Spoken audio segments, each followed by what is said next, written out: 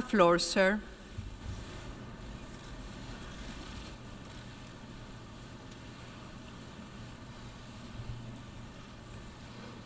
Madam President, Mr. Secretary General, world leaders, ambassadors, and distinguished delegates, 1 year ago, I stood before you for the first time in this grand hall.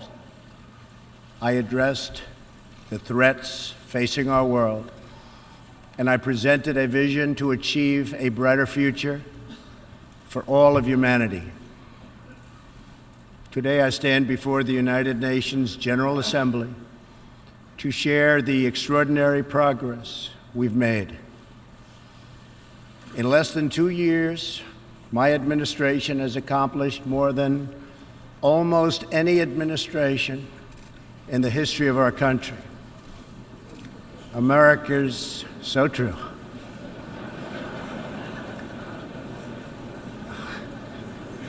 Didn't expect that reaction, but that's okay.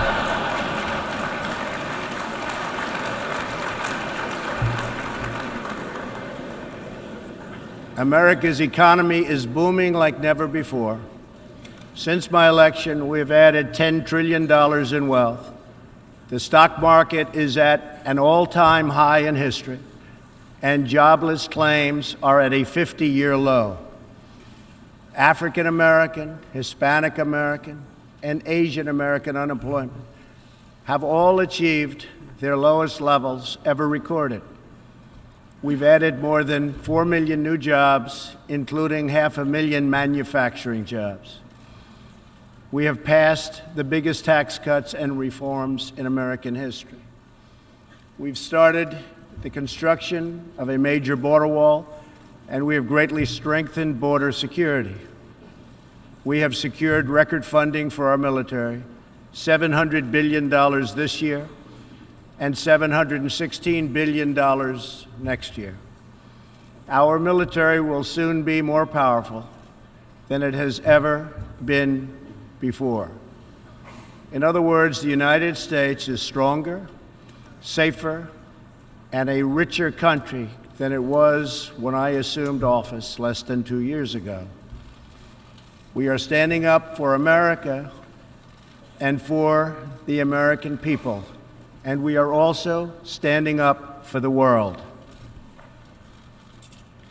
This is great news for our citizens and for peace-loving people everywhere. We believe that when nations respect the rights of their neighbors and defend the interests of their people, they can better work together to secure the blessings of safety, prosperity, and peace.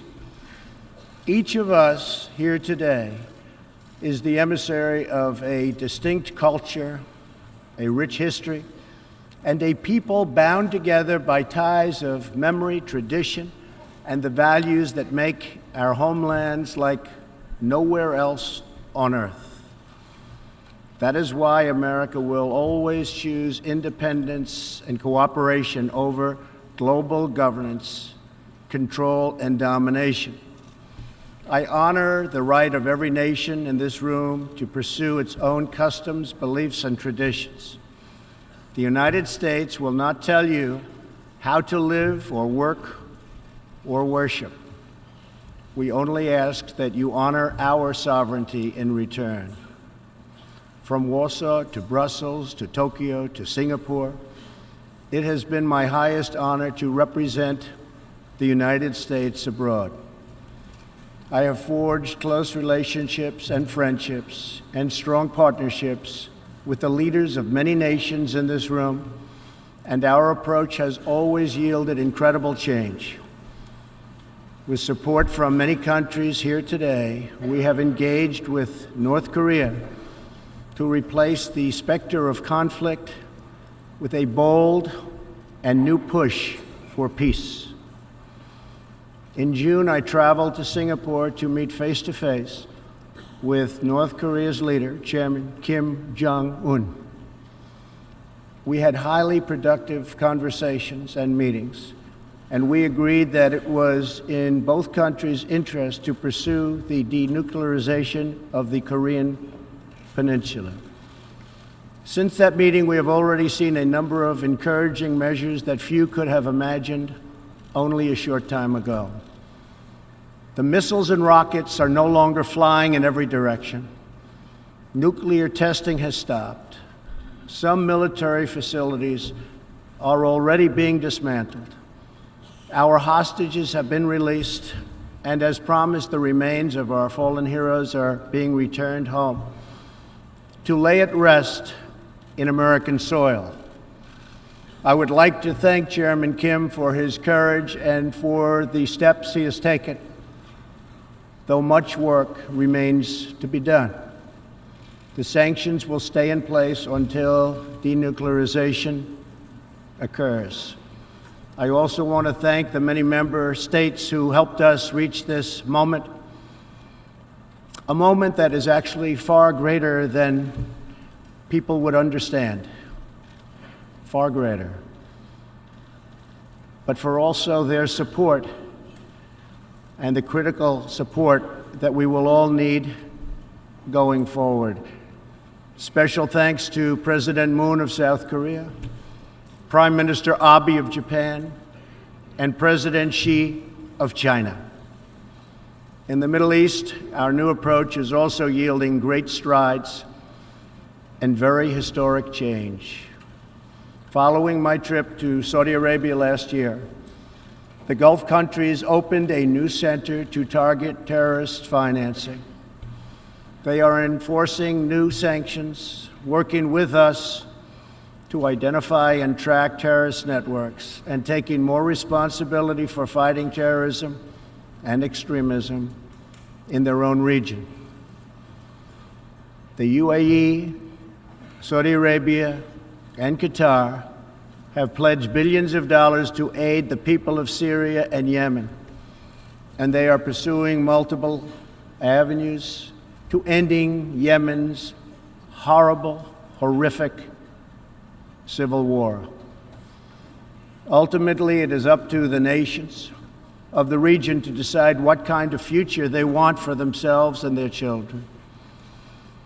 For that reason, the United States is working with the Gulf Cooperation Council, Jordan, and Egypt to establish a regional strategic alliance so that Middle Eastern nations can advance prosperity, stability, and security across their home region. Thanks to the United States military and our partnership with many of your nations, I am pleased to report that the bloodthirsty killers known as ISIS have been driven out from the territory they once held in Iraq and Syria. We will continue to work with friends and allies to deny radical Islamic terrorists any funding, territory, or support, or any means of infiltrating our borders. The ongoing tragedy in Syria is heartbreaking.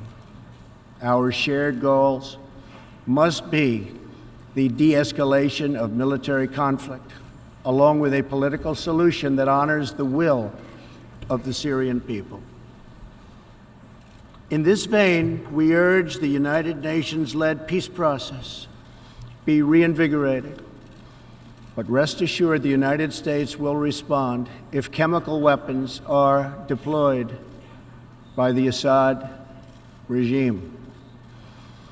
I commend the people of Jordan and other neighboring countries for hosting refugees from this very brutal civil war. As we see in Jordan, the most compassionate policy is to place refugees as close to their homes as possible, to ease their eventual return to be part of the rebuilding process. This approach also stretches finite resources to help far more people, increasing the impact of every dollar spent. Every solution to the humanitarian crisis in Syria must also include a strategy to address the brutal regime that has fueled and financed it, the corrupt dictatorship in Iran. Iran's leaders sow chaos, death, and destruction. They do not respect their neighbors or borders or the sovereign rights of nations. Instead, Iran's leaders plunder the nation's resources to enrich themselves and to spread mayhem across the Middle East and far beyond. The Iranian people are rightly outraged that their leaders have embezzled billions of dollars from Iran's treasury, seized valuable portions of the economy, and looted the people's religious endowments, all to line their own pockets and send their proxies to wage war. Not good. Iran's neighbors have paid a heavy toll for the region's agenda of aggression and expansion. That is why so many countries in the Middle East strongly supported my decision to withdraw the United States from the horrible 2015 Iran nuclear deal and reimpose nuclear sanctions. The Iran deal was a windfall for Iran's leaders. In the years since the deal was reached, Iran's military budget grew nearly 40%. The dictatorship used the funds to build nuclear-capable missiles, increase internal repression, finance terrorism, and fund havoc and slaughter in Syria and Yemen. The United States has launched a campaign of economic pressure to deny the regime the funds it needs to advance its bloody agenda. Last month, we began reimposing hard-hitting nuclear sanctions that have been lifted under the Iran deal. Additional sanctions will resume November 5th, and more will follow. And we are working with countries that import Iranian crude oil to cut their purchases substantially. We cannot allow the world's leading sponsor of terrorism to possess the planet's most dangerous weapons. We cannot allow a regime that chants death to America and that threatens Israel with annihilation to possess the means to deliver a nuclear warhead to any city on earth. Just can't do it. We ask all nations to isolate Iran's regime as long as its aggression continues. And we ask all nations to support Iran's people as they struggle to reclaim their religious and righteous destiny. This year, we also took another significant step forward in the Middle East in recognition of every sovereign state to determine its own capital. I moved the U.S. Embassy in Israel to Jerusalem. The United States is committed to a future of peace and stability in the region, including peace between the Israelis and the Palestinians. That aim is advanced, not harmed, by acknowledging the obvious facts. America's policy of principled realism means we will not be held hostage to old dogmas, discredited ideologies, and so-called experts who have been proven wrong over the years, time and time again. This is true not only in matters of peace, but in matters of prosperity. We believe that trade must be fair and reciprocal. The United States will not be taken advantage of any longer. For decades, the United States opened its economy, the largest by far on earth, with few conditions. We allowed foreign goods from all over the world to flow freely across our borders. Yet, other countries did not grant us fair and reciprocal access to their markets in return. Even worse, some countries abuse their openness to dump their products, subsidize their goods, target our industries, and manipulate their currencies to gain unfair advantage over our country. As a result, our trade deficit ballooned to nearly $800 billion a year. For this reason, we are systematically renegotiating broken and bad trade deals. Last month, we announced a groundbreaking U.S.-Mexico trade agreement. And just yesterday, I stood with President Moon to announce the successful completion of the brand new U.S.-Korea trade deal. And this is just the beginning. Many nations in this hall will agree that the world trading system is in dire need of change. For example, countries were admitted to the World Trade Organization that violate every single principle on which the organization is based. While the United States and many other nations play by the rules, these countries use government-run industrial planning and state-owned enterprises to rig the system in their favor. They engage in relentless product dumping, forced technology transfer, and the theft of intellectual property. The United States lost over 3 million manufacturing jobs, nearly a quarter of all steel jobs, and 60,000 factories after China joined the WTO.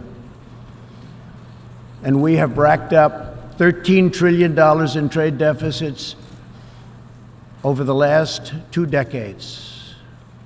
But those days are over. We will no longer tolerate such abuse. We will not allow our workers to be victimized, our companies to be cheated, and our wealth to be plundered and transferred. America will never apologize for protecting its citizens. The United States has just announced tariffs on another $200 billion in Chinese-made goods, for a total so far of $250 billion. I have great respect and affection for my friend, President Xi, but I have made clear our trade imbalance is just not acceptable.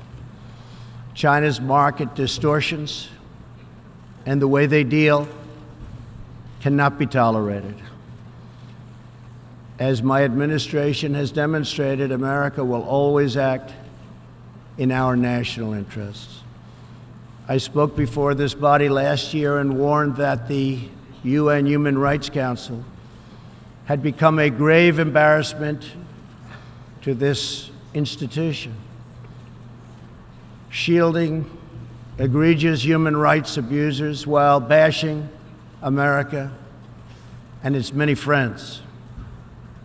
Our ambassador to the United Nations, Nikki Haley, laid out a clear agenda for reform, but despite reported and repeated warnings, no action at all was taken. So the United States took the only responsible course. We withdrew from the Human Rights Council, and we will not return until real reform is enacted. For similar reasons, the United States will provide no support in recognition to the International Criminal Court. As far as America is concerned, the ICC has no jurisdiction, no legitimacy, and no authority. The ICC claims near universal jurisdiction over the citizens of every country, violating all principles of justice, fairness, and due process. We will never surrender America's sovereignty to an unelected, unaccountable global bureaucracy. America is governed by Americans. We reject the ideology of globalism, and we embrace the doctrine of patriotism.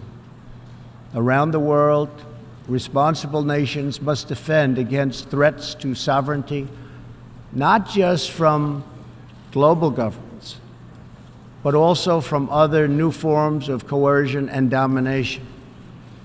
In America, we believe strongly in energy security for ourselves and for our allies.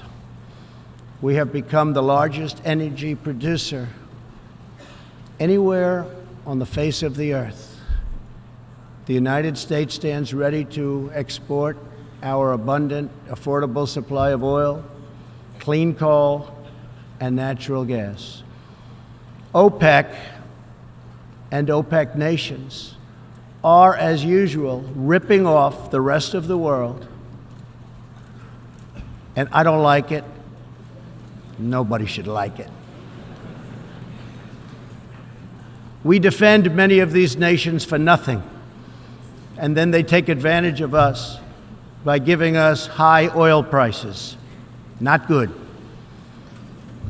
We want them to stop raising prices. We want them to start lowering prices, and they must contribute substantially to military protection from now on. We are not going to put up with it, these horrible prices, much longer. Reliance on a single foreign supplier can leave a nation vulnerable to extortion and intimidation. That is why we congratulate European states such as Poland for leading the construction of a Baltic pipeline so that nations are not dependent on Russia to meet their energy needs. Germany will become totally dependent on Russian energy if it does not immediately change course. Here in the Western Hemisphere, we are committed to maintaining our independence from the encroachment of expansionist foreign powers. It has been the formal policy of our country since President Monroe that we reject the interference of foreign nations in this hemisphere and in our own affairs.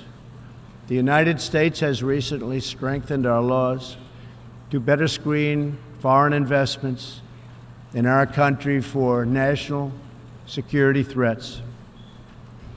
And we welcome cooperation with countries in this region and around the world that wish to do the same. You need to do it for your own protection. The United States is also working with partners in Latin America to confront threats to sovereignty from uncontrolled migration.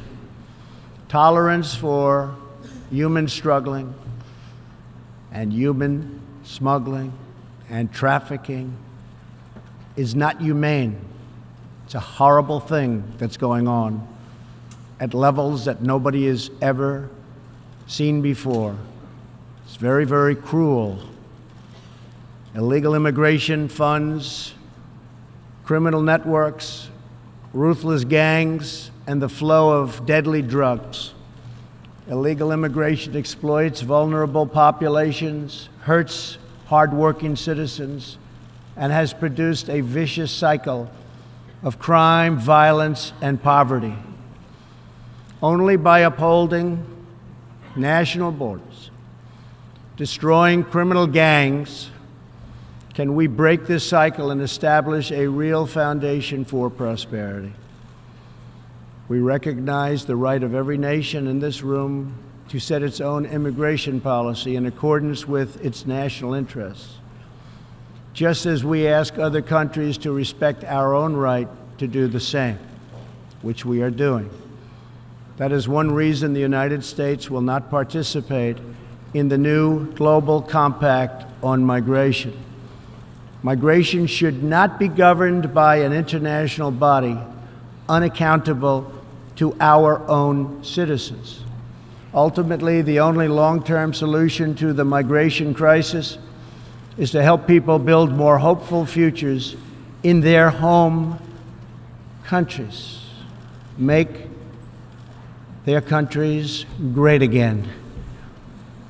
Currently, we are witnessing a human tragedy, as an example, in Venezuela. More than 2 million people have fled the anguish inflicted by the socialist Maduro regime and its Cuban sponsors. Not long ago, Venezuela was one of the richest countries on earth. Today, socialism has bankrupted the oil-rich nation and driven its people into abject poverty. Virtually everywhere socialism or communism has been tried, it has produced suffering, corruption, and decay. Socialism's thirst for power leads to expansion, incursion, and oppression.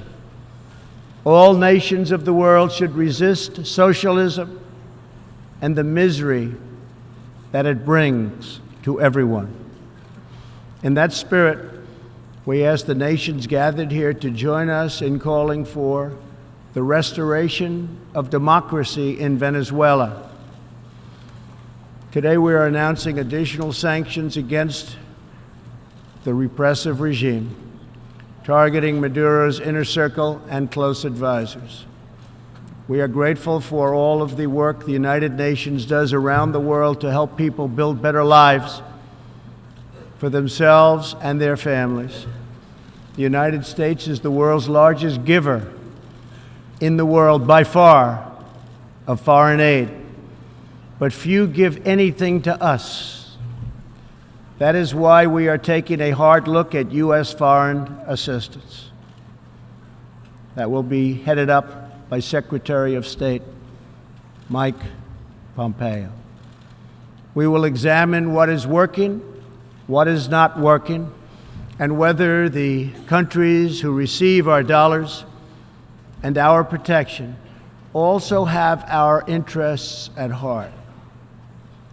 Moving forward, we are only going to give foreign aid to those who respect us and, frankly, are our friends. And we expect other countries to pay their fair share for the cost of their defense. The United States is committed to making the United Nations more effective and accountable. I have said many times that the United Nations has unlimited potential.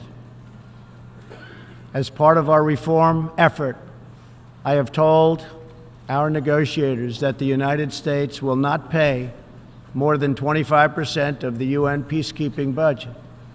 This will encourage other countries to step up, get involved, and also share in this very large burden. And we are working to shift more of our funding from assessed contributions to voluntary, so that we can target American resources to the programs with the best record of success. Only when each of us does our part and contributes our share can we realize the UN's highest aspirations. We must pursue peace without fear, hope without despair, and security without apology. Looking around this hall, where so much history has transpired, we think of the many before us who have come here to address the challenges of their nations and of their times. And our thoughts turn to the same question that ran through all their speeches and resolutions, through every word and every hope. It is the question of what kind of world will we leave for our children, and what kind of nations they will inherit.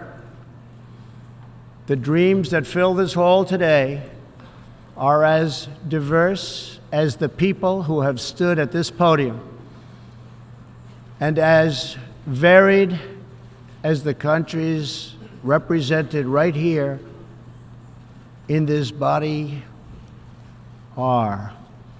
It really is something. It really is great, great history. There is India, a free society, over 1 billion people, successfully lifting countless millions out of poverty and into the middle class. There is Saudi Arabia, where King Salman and the Crown Prince are pursuing bold new reforms. There is Israel, proudly celebrating its 70th anniversary as a thriving democracy in the Holy Land. In Poland, the great people are standing up for their independence, their security, and their sovereignty. Many countries are pursuing their own unique visions, building their own hopeful futures, and chasing their own wonderful dreams of destiny, of legacy, and of a home. The whole world is richer. Humanity is better because of this beautiful constellation of nations, each very special, each very unique, and each shining brightly in its part of the world. In each one, we see awesome promise of a people bound together by a shared past and working toward a common future. As for Americans, we know what kind of future we want for ourselves.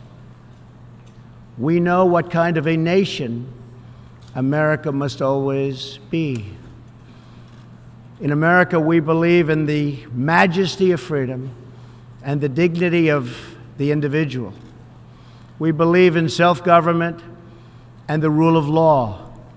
And we prize the culture that sustains our liberty, a culture built on strong families, deep faith, and fierce independence. We celebrate our heroes. We treasure our traditions. And above all, we love our country. Inside everyone in this great chamber today, and everyone listening all around the globe, there is the heart of a patriot that feels the same powerful love for your nation, the same intense loyalty to your homeland. The passion that burns in the hearts of patriots and the souls of nations has inspired reform and revolution, sacrifice and selflessness, scientific breakthroughs, and magnificent works of art. Our task is not to erase it, but to embrace it, to build with it, to draw on its ancient wisdom, and to find within it the will to make our nations greater, our region safer, and the world better. To unleash this incredible potential in our people, we must defend the foundations that make it all possible. Sovereign and independent nations are the only vehicle where freedom has ever survived, democracy has ever endured, or peace has ever prospered. And so we must protect our sovereignty and our cherished independence above all. When we do, we will find new avenues for cooperation unfolding before us. We will find new passion for peacemaking rising within us. We will find new purpose, new resolve, and new spirit flourishing all around us, and making this a more beautiful world in which to live. So together, let us choose a future of patriotism, prosperity, and pride. Let us choose peace and freedom over domination and defeat. And let us come here to this place to stand for our people and their nations, forever strong, forever sovereign, forever just, and forever thankful for the grace and the goodness and the glory of God. Thank you, God bless you, and God bless the nations of the world. Thank you very much. Thank you.